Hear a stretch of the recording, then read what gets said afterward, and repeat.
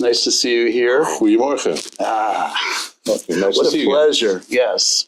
It's funny. We were walking down the hallway coming to this studio that they've set us up here at the Super Yacht Forum, and it's like at least 34 or 35 years we've known each other. Probably. Yeah. Mm-hmm. Yeah. So we've seen this industry really do something. I mean, when I think about what I was seeing in the States back then, and I tell people about this, they don't believe me, but it's true that in the 90s, early 90s in North America, there was over 45 shipyards building cruise service vessels that's 25 meters larger. Wow. Yeah. There's less than 6 right now. Yes. There's less than 6. Progress. Yeah, the yachting industry did this. No, it didn't. It did this for the last 3 decades. Yeah. So, it's an interesting conversation because, as you know, I've been coming to Europe, for the last 3.5 decades as well. And I've grown up in the industry watching the Northern European shipyards and the Southern European shipyards really flourish. And, of course, Lürssen has been, I think, quietly chugging along there, building some remarkable boats. You've done pretty okay in the last couple of decades. We'd like to say we've been very fortunate. I think so, you have been. And then very happy that the hard work has paid off. Yeah. And more happy that the things we were doing fit into a developing world. So as the market developed, we were kind of developing with it. Right. We had the right tools to do so. So it's all rather fortunate. Right. If you don't mind, because a lot of people that listen to this show are not as well schooled as others in the history of the yachting industry. And I like going back in history a little bit so that when we come forward, we have some perspective. I remember being in the shipyard when you were building Limitless. Yeah. It was 96 meter boat? She was a 96 meter boat and she was delivered in 96. 96 and 96. At that time, it was the largest yacht that my company had supplied. And I remember walking in the shipyard with you for the very first time. And you were pointing out, I think, some submarine pens across the waterway and explaining some of the history of Lürssen. And my takeaway was, what a tenacious shipyard to go through a world war and a reconstruction period and to be vibrantly in business. Two world wars. Next year we celebrate our 150th anniversary. Wow. We're still, the company's still owned by the same family and run by the 4th generation. 4th generation. Yeah, so Peter and his cousin Friedrich. Right. In 96, it was the beginning of a period. It was the result of a decision to go into yachting a little bit more for Lürssen. Right. So Lürssen has traditionally had 2 products, which is a Navy product and a yachting product. And in a changing world, it was decided in the late 80s to embark more aggressively into the yachting world again. Lürssen had built yachts, and a lot of them in the period between the 2 wars, especially a lot of boats that went to the United States. These fast commuter boats to go from New York to Long Island. Right. It's interesting. That's a piece of history I don't think we don't know. Then before I arrived at Lürssen, the company had sold Limitless. And so when I arrived, it was almost completely finished. Right. And for me also at that time, 96 meters was a seriously large vessel. It was. It still is. I was going to say, by most standards and metrics, it still is a seriously large vessel. Yeah. It was a unique vessel, too. And it's funny in the context of conversations that are happening right now about this new amazing technology of diesel, electric, and hybrid drive boats. 35 years ago, Limitless was... We coined we made a little acronym, which we actually had registered, even called CODMADE, which is combined diesel mechanic and diesel electric. And it was a rather unusual bit of propulsion to have in a boat. And, but now 25, 30 years later, we are putting it into boats. And it is being heralded by everybody as new technology. But it's actually something we've done a long time ago. You don't know, you don't know. Well, that's it. Right. We're always generally very discreet and very quiet. So we did speak a bit about Limitless, but not as loud as some of our colleagues have a tendency to do. Right. No, it makes sense. And I remember shortly, maybe a decade or so after Limitless came out, I had the opportunity to walk on board Coral Island, and I just remember the naval architecture of the back of that boat, the way the stairways came up from the transom, and just the statement it made when you stood on the gangway and looked up to that boat. It was just like, wow.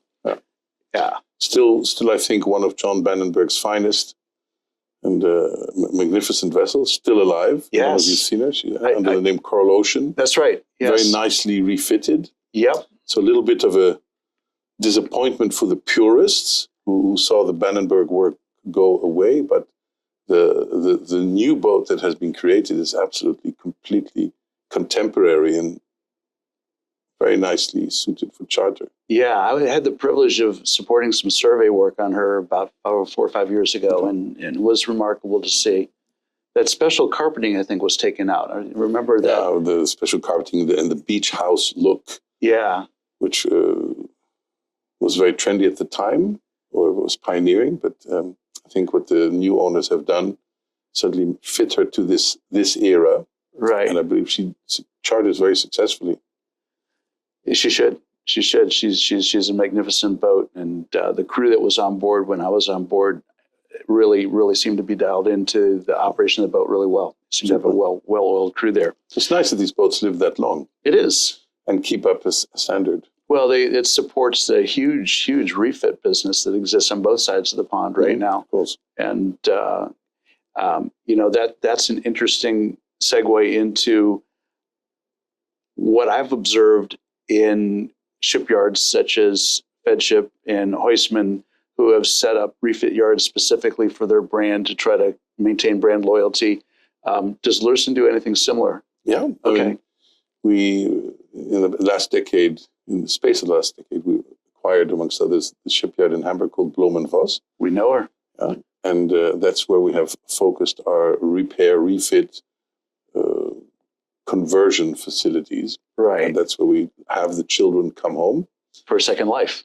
For second life, or just normal maintenance. But also, we try to be quite aggressive in the market for boats built by other shipyards that they would also come. So we've had a few boats come up to northern Germany to do a comprehensive refit, such as Chaos is one of the boats that came up recently. Interesting. Yeah. When you do what you call a comprehensive refit, does that start with the powertrain propulsion system and go on? In this case, basically the whole interior was taken out, new interior was put in, and everything was done in the space of a year. Wow. We had a very large refit on the yacht known as Corinthia. Yes. And that was a little bit more incisive in the sense that we made the boat from private into commercial. So there were a lot of things to be done also in the skeleton of the boat. No question. Yeah. Most people don't realize that, you're building two different machines when you're building a boat exclusively for private use by an owner versus a boat that's intended to go into charter and is going to be, flagged and classed commercial. And there's different requirements. Doesn't make the boat necessarily either more unsafe or safe in either which way you do it. It's just the nature of the animal. That's true. And we like to say that we will do whatever is required as long as it's not illegal or dangerous. And this fits entirely into that category. Fun. Imagine that.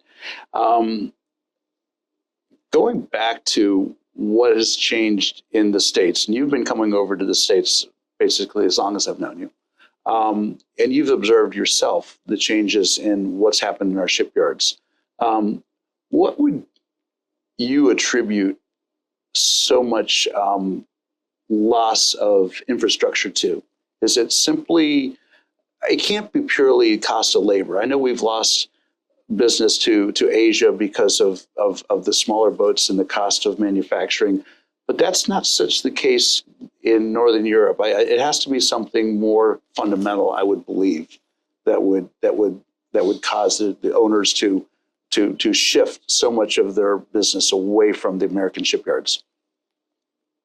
I think fundamentally, there's this partially a romantic appeal that yachts get built where they get built, and that is in Northern Europe and in Italy. Right. To a large extent in Italy. And that makes it very difficult for an American shipyard to get going. The second thing is that shipyards today are actually really assemblers. And we use a skill set from people basically for almost everything. And a lot of that skill is in Europe. That's so true. And it is easier for a shipyard to survive in Europe because there's just a deeper base of subcontractors than there would be, for instance, in America. And I think there's only 1 or 2 shipyards left today that will build bespoke custom boats. And the ones that are not in these 1 and 2, they do it regularly, occasionally do it. Right. But have to find, I'm sure, difficulty in sourcing their materials. Oh, I can speak clearly and openly about the reality that when I was enjoying the vibrant heyday of U.S. yacht manufacturing, you just take a look at the Great Lakes area in Wisconsin and Michigan, and you had Broward Marine, Frank Dennison's up there building a series of his boats up there in Michigan. You had Mike Kelsey building the Palmer Johnson vessels. Yeah. You had Jim Ruffalo and Dave Ross. They had taken over the Berger yard, and they started really building bigger and more interesting boats at Berger.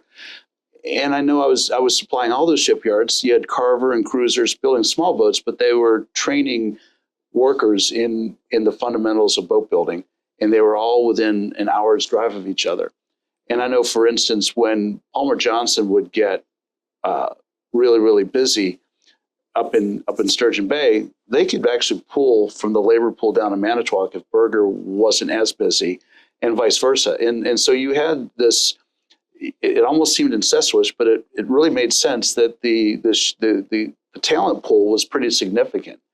Absolutely. And then PJ went to Norway and eventually failed, and the markets changed, and Berger stopped prolifically building boats, and bit by bit, their labor pool went away. Yeah, it disappears and goes to something else. Yeah. That's right. I mean, essentially, parts of the Netherlands and parts of Italy and also Germany are essentially one large shipyard, but separated over multiple cities. Yes. And they come together to work either in shipyard A, B, or C. Yeah, it's pretty magical in a way. Yes, and it's also driven a lot by the customers, especially on the higher end boats, right? Because there's a connection between using a specific supplier on a boat rather than another.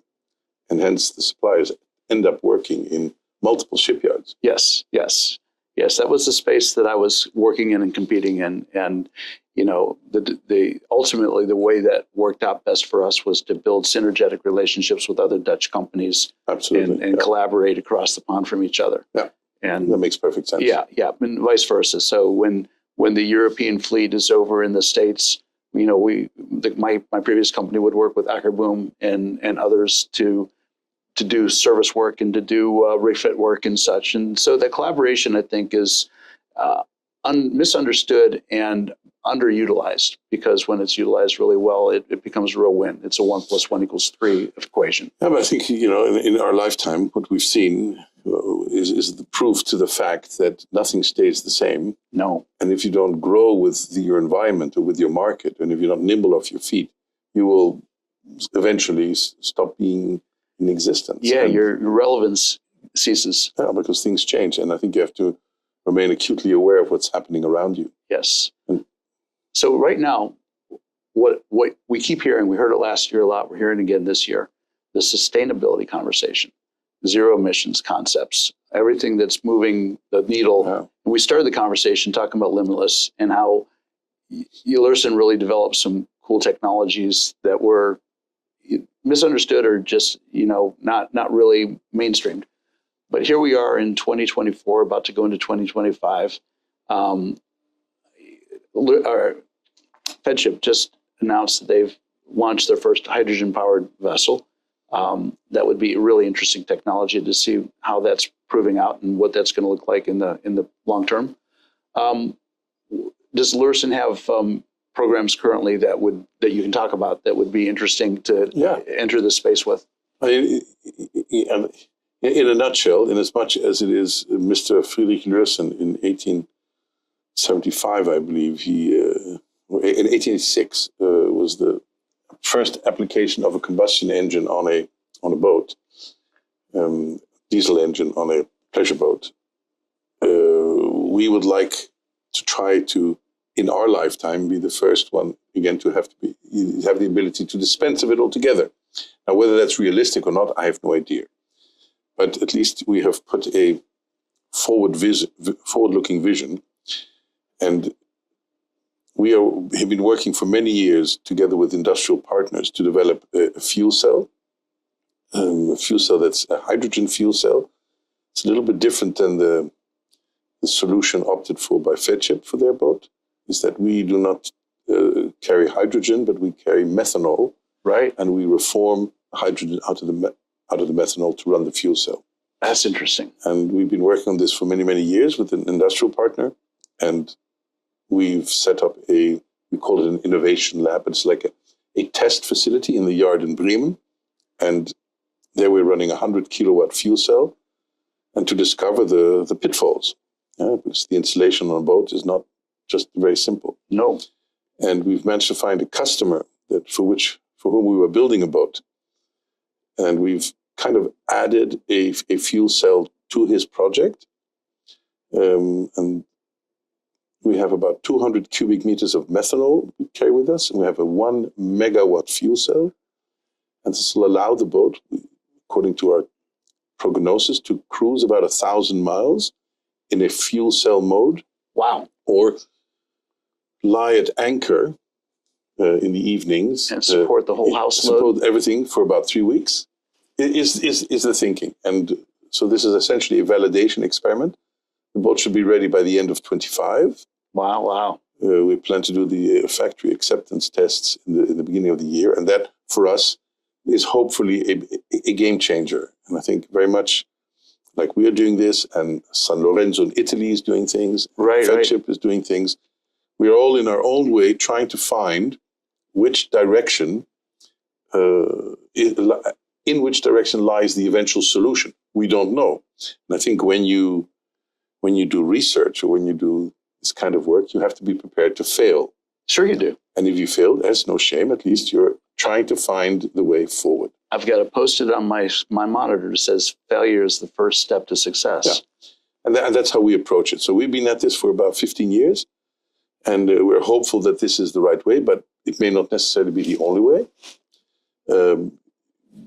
The fuel cell system works in combination with batteries still, because the fuel cell technology is not very dynamic as your diesel engine is. Mm-hmm. The unfortunate thing is diesel is too efficient. But eventually we'll get there. And there's a few concessions we need to find with owners, that you will have to have less range because we need much more methanol than we need diesel for the same energy. Right. And just get storage issues and...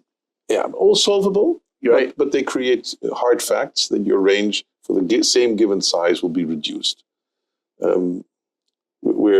We believe that technology will progress and that fuel cells will become more and more efficient. So we'll see. And so that's one part of the puzzle. The other part of the puzzle is, of course, why do we carry so much energy with us in the first place? So there's a lot of research going into efficiencies, but not only efficiencies in the hydrodynamics of a ship, but especially in what you consume in energy for things like air conditioning. Right. And research shows that 50 to 60%, in some cases probably even more, of your energy produced is for thermal purposes, either to cool or to heat. Yeah, sure. And so we need to go back to a lot of things that were being done in the past with insulation, intelligent definition of what the operating profile is of a boat. I don't know if you were at the conference yesterday, but one of the points that became very clear in the presentation about the Yeti is that, whether you like it or not, but boats are only used less than 3% of the time. Right. And at full power at an infinitesimal part thereof. Yet we design the whole structure and everything for the maximum situation. So maximum speed, maximum cooling, the worst humidity levels, etc. And if you could create an environment where it's acceptable, that you don't have the room at 18 degrees, but you have it at maybe 19. Right. Or when you're not in the room, it's okay for it to be off, because it'll cool off very quickly. And you can therefore reduce the overall consumption of energy and make the boats much more energy efficient. And I think that will be an even more big step to taking the boats there, that the impact gets minimized even more and more. I think net zero and all these things are just, buzzwords to hang things on, and you have to be very careful with them. But you have to be also very, very careful about greenwashing. And therefore, we don't speak very much about the things we do. We'd rather have the product speak. The fuel cell, we did make some noise about, because I think it's important for others to see what we're doing so that they get, maybe not, the word is not challenged, but they feel inspired to also do things. And we talk amongst our peers. All the shipyards are doing research projects, etc., that are trying to take the bar further out to arriving at this goal. So whether you call that sustainable or net zero or whatever. It's moving in that direction. Absolutely. And it's checking that box for some people. In a very, very positive way. And I think if people are listening to what you just said, earlier in this part of the conversation, you mentioned you had a client that was willing to let you guys put the fuel cell on his boat. Yeah. That's not cheap. And, no, we're sharing it. Right, of course, but still, it's an expense. And you and I have grown up in an industry where we've listened to people outside the industry malign the high net worth individuals and the whole concept of owning yachts and having yachts and it's a monumental waste of resources and money and blah, blah, blah. Those that know that it's probably the most efficient transference of wealth that you can have in this world, because of the labor and the effort and the materials and everything goes into building a yacht. And that's a whole conversation. But then you go into the conversation about how do you find the technology to make the whole fleet sustainable? And so I think one thing will lead to the other. And I think this owner needs to be commended because he was open to the idea, and as are most owners, actually. They're right. They are very keen, and a lot of people of the owners' families have children, have grandchildren, and they have an input as well at the dinner table. And you can find there's an energy from there to take things further.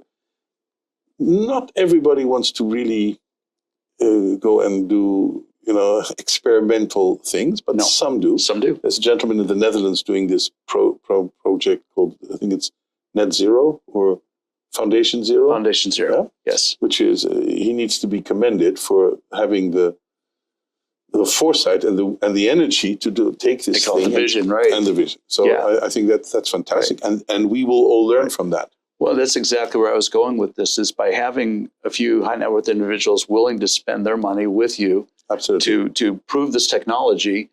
That's how eventually this goes from a 90 or 100 plus meter boat to a 90, 100 foot boat. Because it has to be proven out, and someone's got to pay for the R&D and the development.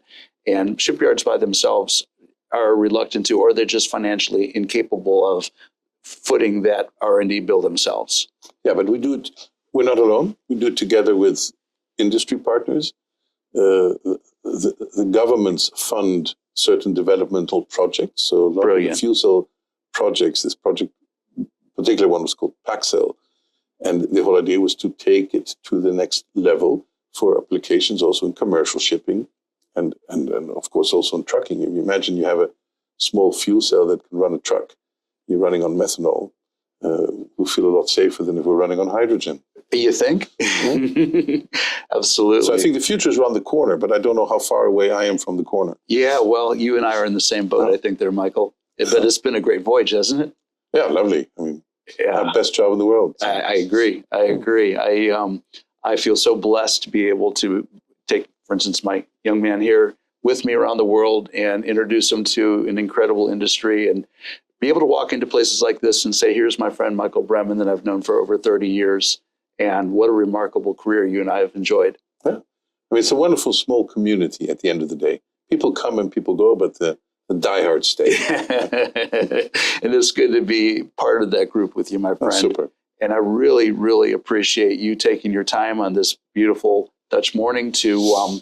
Well, that's a privilege and a pleasure. Thank you very much for your time. It's my pleasure, absolutely. Michael, be well, and nothing but success, my friend. See you in the next 10 years. I look forward to that. All right. Until the next time, I'm out of here.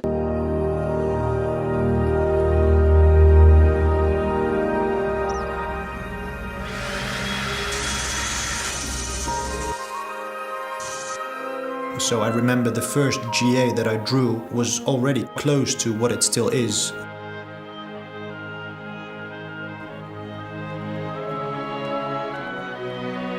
And what started a year and a half ago as drawings in a computer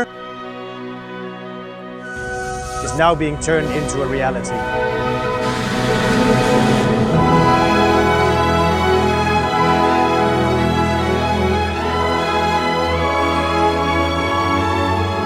The sun deck is one of the most important things on this yacht. It's 30 meters long, and this is the main entertainment space for the evenings.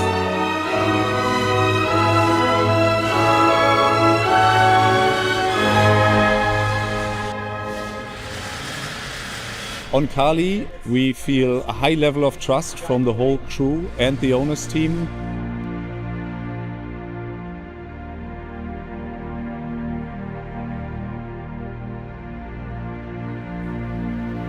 I've known the shipyard for many years, and I've worked together with a lot of the people at Lürssen several times before, which helps if you know each other. So it's been very smooth, despite the hiccups that we've had from COVID and other complicated circumstances. But it's been very smooth.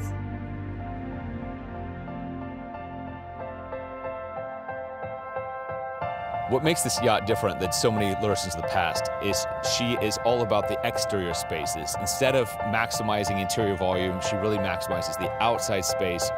There's a few sleepless nights before a sea trial. There's lots that can go wrong, also from experience. So you're always looking forward to see if all the decisions we made together were the correct ones. For me as captain, just the ride, the feel, how smooth she handles in the seas and how she reacts. It's going to be very impressive, and it's a great yacht to be driving.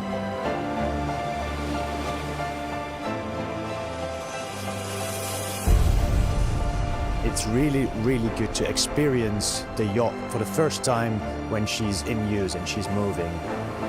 As you see the reflection from the water in those surfaces, and that's something that I've had in my mind. Sea trials were very successful. We had 5 very good days at sea. The boat is very steady, seaworthy and quiet, performs exceptionally good.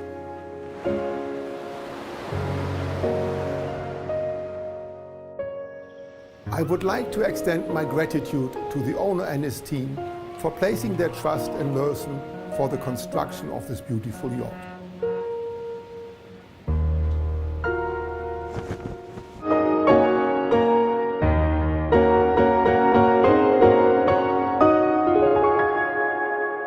Welcome to the Lürssen family.